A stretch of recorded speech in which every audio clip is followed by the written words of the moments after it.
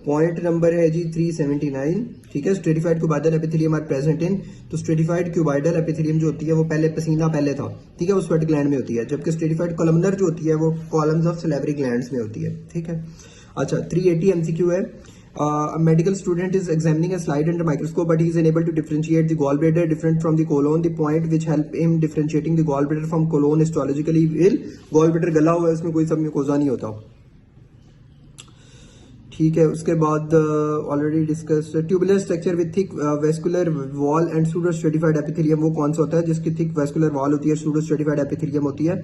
तो pseudo stratified epithelium आपको पता है प्रोस्टेट में भी होती है और वास डेफरेंस में भी होती है, ठीक है। लेकिन जब थिक मस्कुलर वॉल का जिक्र होना, थिक मस्कुलर वॉल का, तो आपने वास डेफरेंस को प्रेफर करना है।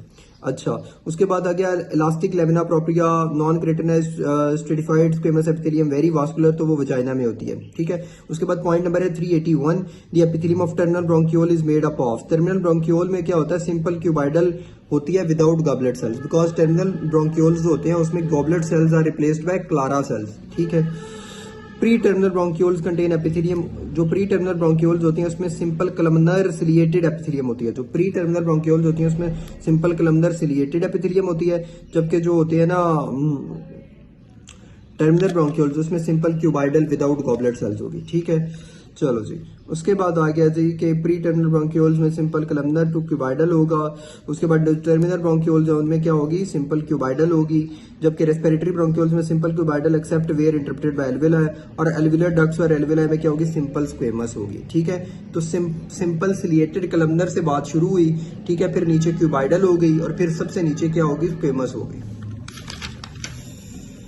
383 पॉइंट नंबर है जी, very small lumen 3 to 4 thick muscular wall and adventitia internal lamina describe histology of this structure, ठीक है। तो ये एंडोथेरियम की बात हो रही है जिसमें 3 to 4 मस्कुलर लेयर्स होती हैं, वेरी स्मॉल ल्यूमेन होता है, एडवेंटिशिया और इंटरनल लैमिना होता है। अच्छा कुछ इंपॉर्टेंट एमसीक्यूज पॉइंट्स हैं। Alcoholic liver histology Mallory bodies होती हैं, histology of uterus show large charters glands, increase vascularity, तो वो कौन से फेज ऑफ साइकिल होता है, वो लेट सेक्रेटरी साइकिल होता है, ये भी एमसीक्यू आता होता है, लेट सेक्रेटरी होता है। पैराइटल सेल्स ऑफ स्टमक की हिस्टोलॉजी क्या है, eosinophilic cytoplasm and central nucleus होता है। Histology of thin ascending loop of Henle में क्या होते हैं, फ्लैट एपिथेलियम होती है, नेजल पोलिप में इओसिनोफिलिया होता है, सूडो रोजेट्स जो होते हैं पेंडायोमा में होते हैं, होमर राइट रोजेट्स जो होते हैं वो मेडुलोब्लास्टोमा में होते हैं, मेडुलोब्लास्टोमा वो सेरिबेलर कॉर्टेक्स का यूजुअली ट्यूमर रहता है, ठीक है।